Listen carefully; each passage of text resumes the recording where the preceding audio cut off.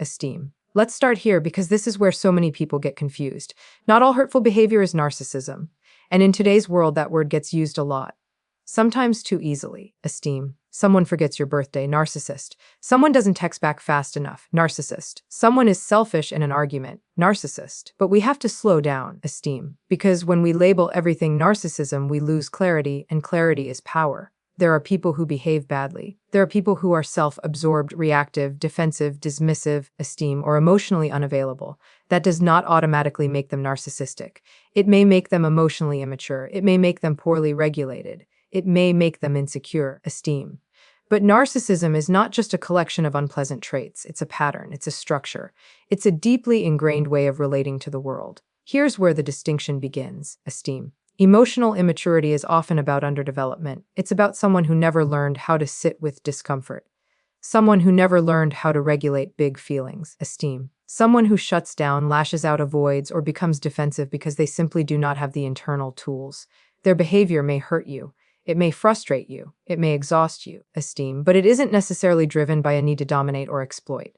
Narcissism, on the other hand, is organized around maintaining a fragile sense of superiority. It is built on entitlement, esteem. It is built on the belief that the rules are different for me. And that's not a small distinction.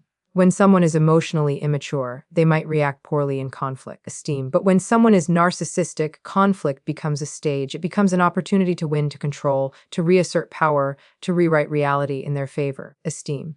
And if you don't understand this difference, you can miscalculate in a big way. An emotionally immature person may forget your feelings because they're overwhelmed by their own, esteem. A narcissistic person dismisses your feelings because they don't serve their agenda. One is flooded, the other is calculating. One may feel ashamed later, esteem. The other feels threatened by the very idea of being wrong. Think about patterns. That's what matters. We all have bad days. We all have moments when we're self-centered or reactive, esteem. But narcissism is not episodic, it is pervasive. It shows up across relationships, across settings, across time. It doesn't soften when the stakes are high. It often intensifies, esteem. Emotional immaturity often looks chaotic. It's messy, it's inconsistent. There may be warmth one day and withdrawal the next. Apologies might come awkward, imperfect, but real, esteem. There may be genuine confusion about why you're hurt. And sometimes with effort and willingness, growth is possible. But narcissism is different. The empathy gap is chronic, esteem. The defensiveness is rigid. The need to protect the ego overrides connection every time. You start to notice something else too. Your reality begins to feel unstable, esteem. Conversations leave you doubting yourself. Your needs are framed as unreasonable. Your boundaries are seen as attacks. When we overuse the word narcissist, we risk doing two things. First, esteem. We pathologize people who may simply lack emotional skills. And second, we minimize the seriousness of true narcissistic patterns. Because when everything is narcissism, nothing is, esteem. And I want you to think about this carefully. If you label an emotionally immature person as a narcissist, you may give up on a situation that could improve with communication and boundaries, esteem. But if you label a narcissist as merely immature, you may stay in a dynamic that slowly erodes your sense of self. This is not about excusing hurtful behavior, esteem. Immaturity can still be damaging. You are still allowed to set boundaries. You are still allowed to say, esteem, this doesn't work for me. But the strategy you use depends on what you're actually dealing with. With immaturity, sometimes education and modeling matter. With narcissism, esteem, protection, and limits matter more. With immaturity, there may be room for shared growth. With narcissism, there is often a pattern of repetition. So before you use that word pause, esteem, ask yourself, is this a person who lacks skills? Or is this a person who consistently exploits, dismisses, and controls? Is this underdevelopment? Or is this entitlement, esteem? Because not every difficult person is a narcissist, but when you are facing one, you need to know it.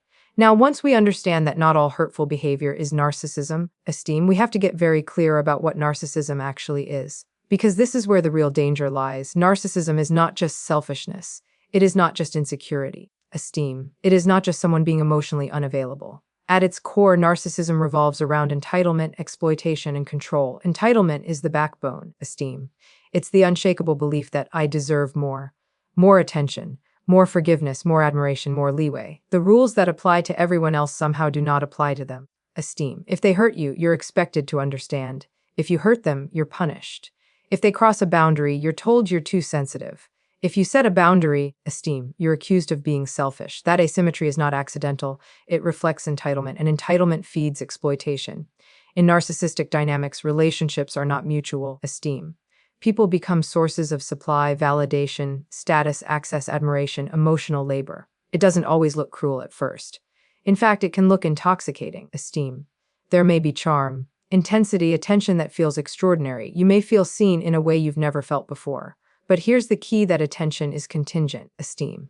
It is there as long as you are useful, as long as you admire, as long as you comply, as long as you reflect back the image they need to maintain.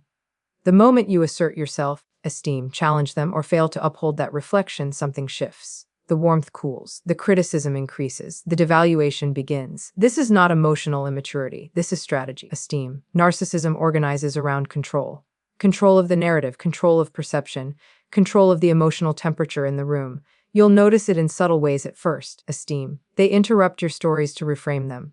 They correct minor details that don't matter. They subtly compete with your successes. Esteem. They struggle to celebrate you unless your success somehow elevates them. And when conflict arises, control becomes even more visible. Conversations become battles to win. Esteem. Facts become flexible. Your memory is questioned. Your tone becomes the issue instead of their behavior. You walk away thinking, how did we even get here? That confusion is not random, esteem. It serves a purpose. When you're destabilized, you're easier to manage. Another defining feature is the chronic empathy gap. Now let's be precise here. Esteem. Narcissistic individuals can often cognitively understand what you're feeling. They can read a room. They can predict reactions. But emotional empathy, esteem, the ability to genuinely resonate with your pain in a way that interrupts their self-interest, that's where the deficit lies. If your hurt threatens their ego, your hurt will be minimized, esteem. If your boundary exposes them, your boundary will be attacked. And because shame is so intolerable for them, they build elaborate defenses against it. Blame shifting, projection, gaslighting, esteem triangulation. These aren't occasional mistakes. They are protective mechanisms designed to keep their self-image intact. Admitting fault feels annihilating, so instead, esteem reality gets rearranged. Over time, you may begin to notice a pattern. You apologize more than you should. You explain yourself repeatedly. You second-guess your perceptions, esteem. You feel like you're walking on eggshells, not because they are emotionally overwhelmed, but because their ego is fragile and must not be bruised. Esteem. This is the difference between chaos and calculation. An emotionally immature person may explode and regret it. A narcissistic person may explode and justify it. Esteem. An immature person might feel embarrassed later. A narcissistic person might double down and tell you it was your fault for provoking them. And here's the hard truth: entitlement. Exploitation and control don't soften with love. They don't dissolve because you communicate better. They don't disappear because you prove your loyalty. In fact, esteem, the more you accommodate them, the more normalized the imbalance becomes. That's why understanding this core matters so deeply. When you are dealing with narcissism, esteem, you are not negotiating with insecurity. You are confronting a personality structure built around self-preservation at all costs. And if you don't recognize that structure, esteem, you may keep trying strategies that only work in healthier dynamics.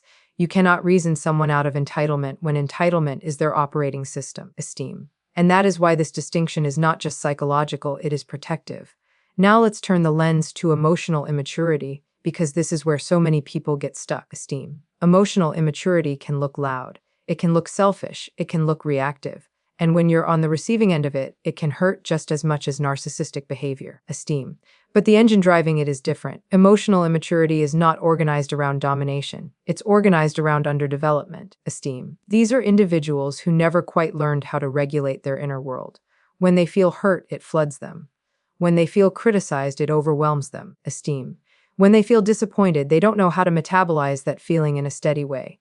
So they react, they deflect, they sulk, they lash out, they avoid, esteem.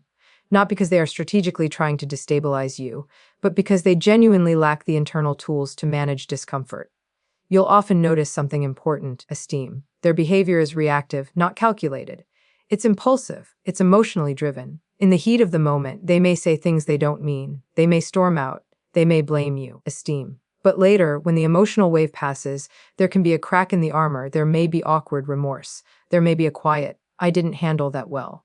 It might not be eloquent, esteem. It might not be consistent, but the capacity for guilt exists. That's a critical distinction. Emotionally immature individuals often struggle deeply with shame too, but unlike narcissism, esteem, shame doesn't turn into a rigid defense system built on rewriting reality. Instead, it often turns into avoidance. They might change the subject. They might minimize the conflict. Esteem. They might hope time will make it disappear. Their coping strategies are primitive, but they are not necessarily exploitative. And here's another subtle difference: esteem. Emotionally immature people can sometimes be self-absorbed because they are overwhelmed by their own emotions. It's not that they don't care about yours, esteem. It's that they don't have enough bandwidth to hold both at the same time. When they're anxious, everything becomes about their anxiety. When they're upset, esteem, your experience fades into the background. It feels dismissive, and it is dismissive, but it's driven by emotional overload rather than entitlement. In relationships, esteem. This can create a kind of instability that feels confusing. There may be warmth and genuine connection when things are calm. There may be affection, laughter, shared goals, esteem. But when stress enters the room, their emotional age drops. You may feel like you're suddenly negotiating with a teenager instead of an adult. The problem is not malice, esteem. The problem is capacity, and capacity can sometimes grow. That's the piece that makes this distinction so important, esteem. Emotional immaturity is not fixed in the same way narcissistic entitlement tends to be. Growth requires insight, willingness, and practice, and not everyone will choose that path, esteem. But the potential exists. If an emotionally immature person can tolerate feedback even imperfectly, if they can sit with discomfort for a few extra seconds, if they can acknowledge, esteem, even reluctantly, that they contributed to a problem, that's movement. With narcissism, feedback is often experienced as an attack on identity. With immaturity, esteem. Feedback may feel uncomfortable, but it doesn't necessarily threaten the entire self-concept. There's room, however small, for reflection. That doesn't mean you excuse harmful behavior. Esteem. It doesn't mean you become someone's emotional coach at your own expense. Boundaries are still essential. You still get to say, esteem, I need you to handle conflict without yelling, or I won't continue this conversation if you shut down. The difference is that with emotional immaturity, esteem, those boundaries sometimes lead to learning rather than escalation. And here's something I want you to really sit with: emotionally immature people often feel badly about the harm they cause, esteem, even if they don't know how to repair it well. Narcissistic individuals tend to feel badly about being exposed, not about the harm itself. That internal difference changes everything, esteem. If you're dealing with emotional immaturity, the dynamic may feel exhausting, but it doesn't always feel predatory. You may feel frustrated. You may feel unheard, esteem, but you don't consistently feel erased. Your reality may not be systematically dismantled.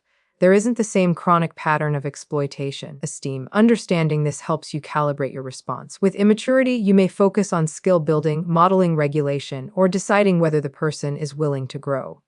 With narcissism, esteem, the focus shifts to protection, limits, and preserving your sense of self. So when you're asking yourself, what am I dealing with? Pay attention to the motivation beneath the behavior. Esteem. Is this someone who lacks emotional tools or someone who uses emotional tactics? Because immaturity may strain a relationship, but exploitation corrodes it. Esteem. Now we come to one of the clearest dividing lines between narcissism and emotional immaturity: accountability. If you're ever unsure what you're dealing with, esteem, watch what happens when responsibility enters the room. Watch what happens when there's harm, when there's conflict, when something goes wrong. Accountability is uncomfortable for most people, esteem. Let's be honest, none of us enjoy admitting we messed up. It activates shame. It activates vulnerability, esteem. It forces us to confront the gap between who we want to believe we are and how we actually behaved. So some resistance is normal. Some defensiveness is human. But here's the difference, esteem.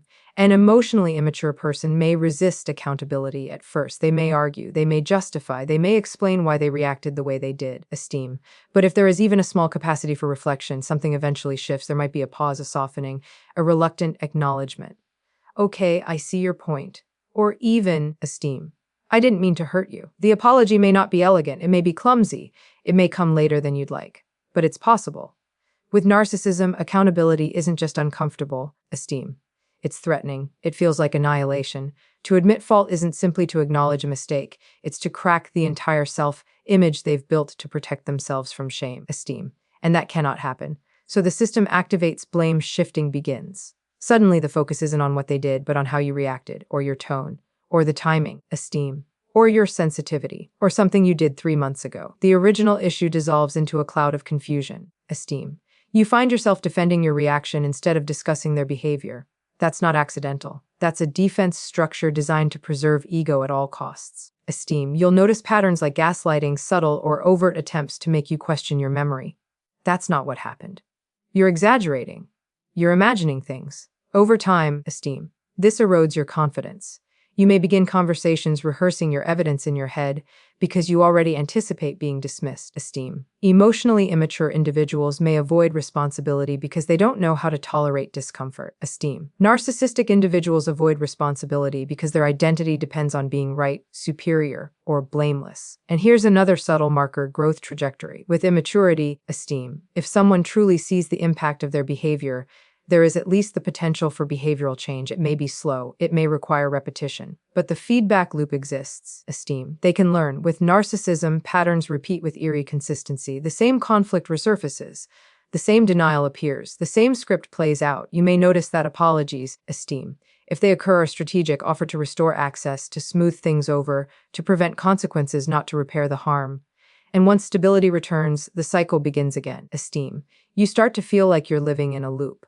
And this is where people often exhaust themselves. They think, esteem, if I explain it better, if I say it more calmly, if I pick the right moment, maybe this time they'll get it. But if you're dealing with narcissism, the barrier isn't clarity. Esteem.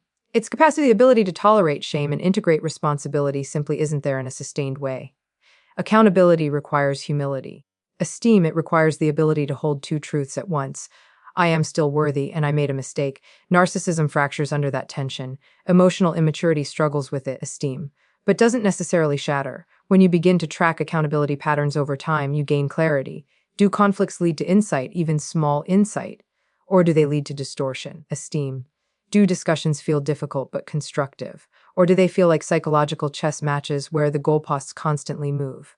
This distinction matters deeply for your well-being. Esteem. Because if someone can take responsibility, even imperfectly, there is room for relational repair. But if accountability is consistently deflected, inverted, or weaponized, esteem, you are not in a repair-based dynamic. You are in a preservation of ego dynamic. Esteem.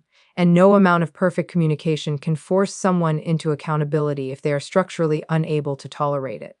So if you want to know what you're dealing with, esteem, don't just look at how they behave when things are easy. Watch what happens when they're wrong, because maturity bends, but narcissism deflects.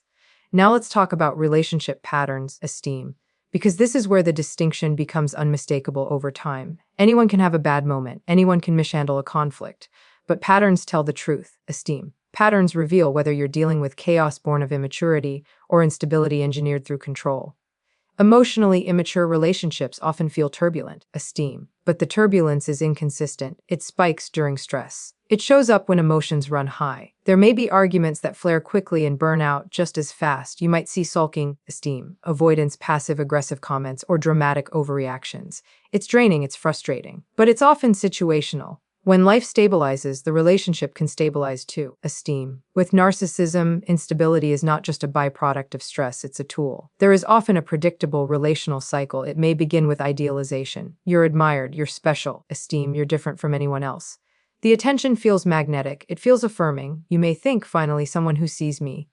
But that intensity isn't about intimacy, esteem, it's about attachment through elevation. Then comes devaluation, subtle at first. Small criticisms disguised as jokes, comparisons, backhanded compliments, emotional withdrawal, esteem. The warmth cools and you're left trying to figure out what changed. You may try harder, explain more, accommodate more, and that's exactly where the imbalance begins to deepen. And then, esteem. Sometimes there's intermittent reinforcement, brief returns of affection or validation, just enough to keep you hopeful. Just enough to keep you invested. Esteem. This push-pull dynamic isn't accidental. It keeps you emotionally hooked. You begin to chase the earlier version of them, the idealizing version, believing if you just get it right, esteem, that person will come back consistently. That's not chaos, that's calculation. Emotionally immature individuals may create instability because they don't know how to communicate well, esteem. Narcissistic individuals create instability because it maintains control. When you are off balance, seeking clarity, trying to restore connection, esteem, you are less likely to challenge the power structure. Another key difference lies in triangulation. In narcissistic dynamics, third parties are often pulled into conflicts subtly or overtly, esteem. You may hear comparisons, other people don't have a problem with this. Or you may sense that private matters are being shared selectively to shape a narrative, esteem. This isn't accidental oversharing. It's strategic positioning. Emotionally immature individuals might vent impulsively. They might overshare out of emotional overflow, esteem. But it lacks the same agenda-driven quality. It's messy rather than manipulative. Over time, pay attention to how you feel in the relationship. With emotional immaturity, you may feel tired. Esteem. You may feel like the more emotionally responsible one. You may feel like you're parenting at times, but you don't consistently feel diminished. With narcissism, esteem, there is often a gradual erosion of self. Your confidence shifts. You hesitate before speaking. You pre-edit your thoughts. You feel smaller. You begin to doubt your instincts. Esteem. The relationship doesn't just exhaust you, it disorients you. And here's something critical: narcissistic relationship patterns tend to repeat across contexts. Esteem. Former partners may describe similar experiences. Colleagues may report similar power struggles. Family dynamics may mirror the same themes of favoritism, scapegoating, or control. Esteem. There is a thread of consistency. Emotional immaturity, while disruptive, may look different depending on the environment. Esteem. The person might function relatively well at work but struggle in intimate relationships where vulnerability is required. Or they may improve over time as they gain awareness. Esteem. Instability driven by immaturity often feels accidental. Instability driven by narcissism feels patterned. And the longer you stay in a pattern dynamic without naming it, esteem, the more normalized it becomes. You adjust, you rationalize, you tell yourself it's just stress, just miscommunication, just a rough phase. Esteem.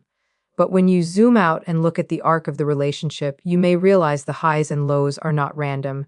They're part of a system that keeps you off center. Esteem. Understanding this distinction helps you recalibrate your expectations. If the chaos is reactive and skill-based, esteem, you can decide whether growth is possible and whether you have the bandwidth to participate in that growth. But if the chaos is a mechanism of control, the work shifts. Esteem. It becomes about protecting your stability rather than repairing theirs. Because in the end, healthy relationships may have conflict. Esteem. But they don't require you to lose yourself to maintain them. And now we come to why this distinction really matters, not in theory, not in psychology textbooks, but in your actual life. Esteem. Because once you understand the difference between narcissism and emotional immaturity, your decisions change, your boundaries change, your expectations change, and most importantly, esteem, your self-blame begins to shift. If you misidentify emotional immaturity as narcissism, you might walk away from situations that could have improved with clarity, boundaries, esteem, and skill building. You might assume malice where there is simply underdevelopment. You might harden yourself unnecessarily. You might close doors that, with effort on both sides, esteem, could have led to growth. But here's the harder truth. If you misidentify narcissism as emotional immaturity, you may stay far too long in a dynamic that is slowly dismantling you. Esteem. When you believe someone is simply struggling with emotional skills, you lean in. You explain more. You give second chances. You model healthier communication. You become patient. Esteem. You believe that if you can just say it the right way, at the right time, in the right tone, they'll understand. That strategy works sometimes with immaturity, esteem. It almost never works with entrenched narcissism. Because the problem isn't comprehension, the problem is capacity. The problem is that your needs, your perspective, esteem, your boundaries are secondary to the preservation of their ego. And no amount of careful communication can compete with a system organized around entitlement and control, esteem. This is where people exhaust themselves. They think they're failing at communication. They think they're not being compassionate enough. They think they're too sensitive. Esteem. They start reading books, watching videos, going to therapy alone, trying to fix something that isn't entirely theirs to fix. And in that process, something very dangerous happens. Esteem. You begin to internalize responsibility for a pattern you didn't create. Understanding the difference helps you stop personalizing what was never personal growth to begin with. Esteem. If you're dealing with immaturity, you can decide, is this person willing to grow? Are they capable of reflection? Do I see small shifts over time? And if the answer is yes, esteem, you can choose whether you want to participate in that process. But if you're dealing with narcissism, the question becomes different. Esteem. It's no longer, how do I help them grow? It becomes, how do I protect my well-being? That shift is powerful. It moves you from trying to repair them to stabilizing yourself. Esteem. Your boundaries become firmer. You stop over-explaining. You stop trying to win arguments that were never about truth in the first place. You conserve your energy. Esteem. You stop chasing validation that will always be conditional. And here's another critical piece: your expectations recalibrate. With emotional immaturity, esteem, you may lower expectations in certain areas while still maintaining connection. You might accept that conflict resolution takes longer. Esteem. You might recognize that emotional depth requires practice. You can adjust without losing yourself. With narcissism, adjusting often means shrinking. And the more you shrink, esteem, the more the system rewards your compliance. That's why clarity is not just academic, it's protective. When you know what you're dealing with, you stop asking the wrong questions. Esteem. You stop asking, why can't they just see how much this hurts me? And you start asking, what does this pattern tell me? You stop asking, how do I prove my worth? And you start asking, esteem. Why am I trying to earn basic respect? The distinction also protects you from extremes. It prevents you from labeling every difficult person a narcissist, esteem which dilutes the seriousness of true narcissistic abuse, and it prevents you from minimizing genuine narcissistic harm by calling it mere immaturity. Clarity gives you choice, esteem, and choice gives you power, because at the end of the day, the goal is not to diagnose everyone around you, esteem. The goal is to understand the dynamic you're in so you can respond in a way that preserves your integrity, your mental health, and your sense of self. When you know the difference, esteem, you stop fighting battles that can't be won, and you start protecting the life you deserve. And that clarity may be the most powerful boundary you ever set.